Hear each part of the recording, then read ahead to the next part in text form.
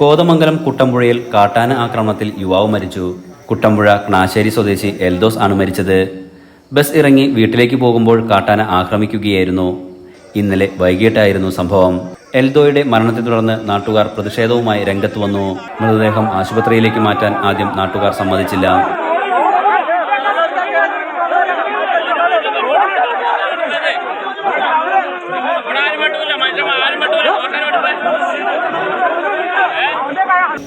ഏഴരയായപ്പോൾ ആ ചേട്ടൻ കടയിൽ വന്ന് സാധനങ്ങൾ മേടിച്ച് വീട്ടിലോട്ട്. അപ്പോൾ അമൃതവണ്ടി ഉണ്ടോ ഇല്ലയോ എന്ന് ചോദിച്ചു. അപ്പോൾ ഉണ്ടെന്ന് പറഞ്ഞു. അല്ല, അമൃതവണ്ടി ഇല്ലെങ്കിൽ ഓട്ടോറിക്ഷയ്ക്ക് പോകാനാന്ന് പറഞ്ഞപ്പോൾ അമൃതവണ്ടി വന്നപ്പോൾ ഓടി കയറി പോകുന്നതാണ് സാധനങ്ങൾ മേടിച്ച്. ഒരു അപ്പനും അമ്മയും മാത്രമേ ഉള്ളൂ. ഈ മകനാണ് ഏക ആശ്രയം.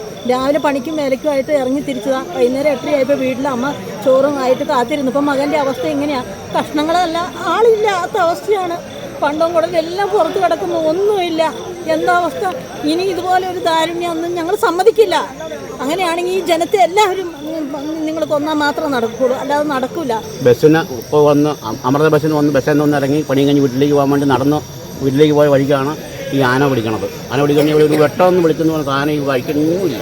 ഇവിടെ 1 കിലോമീറ്റർ ദൂരമുണ്ട് ഈ ഫോറസ്റ്റ് സ്റ്റേഷൻ്റെ അവിടുന്ന് ക്ലാച്ചേരിക്ക്. ഇവിടെ ഒരു വഴിക്ക് ഒരു വെട്ടവും ബൾബ് കിടക്കണ്ട, പക്ഷേ തെളിയുന്ന ബൾബല്ല ഇവിടെ ഭാഷ ഇട്ടിരിക്കുന്നത്. ആന കണ്ണ് ഇങ്ങനെ ഓടിയിട്ട് ആന ഓടിച്ചിട്ട് പിടിച്ച് ഈ മരത്തിനിട്ട് അടിച്ചാണ് അവനെ കൊന്നത്. 2 ഭാഗത്ത് അത് വലിച്ച് കീറി ഇട്ടിരിക്കുകയാണ്. കുറേ വന്ന ആളാണ് കാണുന്നത്, പക്ഷേ ആളാണ് മനസ്സിലായില്ല. അവൻ ഓടി അന്യ ആനെ കണ്ടപ്പോഴത്തേനും. പ്രതിഷേധം തുടങ്ങി 7 മണിക്കൂർ പിന്നിട്ടപ്പോഴാണ് നഷ്ടപരിഹാരമടക്കമുള്ള കാര്യത്തിലടക്കം നാട്ടുകാർക്ക് ജില്ലാ കളക്ടർ ഉറപ്പു നൽകിയത്. അടിയന്തര സഹായമായി 10 ലക്ഷം രൂപ നൽകുമെന്നും അറിയിച്ചു.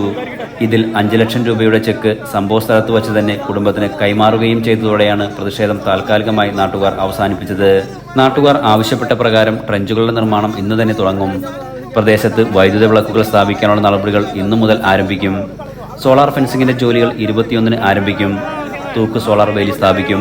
ഉറപ്പു നൽകിയ പദ്ധതികൾ നടപ്പാക്കുന്നുണ്ടോ എന്ന കാര്യത്തിൽ നേരിട്ടെത്തി 27-ന് അവലോകന യോഗം ചേരുമെന്നും കളക്ടർ പ്രതിഷേധിച്ച നാട്ടുകാർക്ക് മുന്നിലെത്തി ഉറപ്പു നൽകി. തുടർന്ന് മൃതദേഹം അപകടം നടന്ന സ്ഥലത്തു നിന്നും കോതമംഗലം ആശുപത്രിയിലേക്ക് മാറ്റി. പോസ്റ്റ്മോർട്ടത്തിന് ശേഷം മൃതദേഹം ബന്ധുക്കൾക്ക് വിട്ടു നൽകും. Enlight news, Kothamangalam.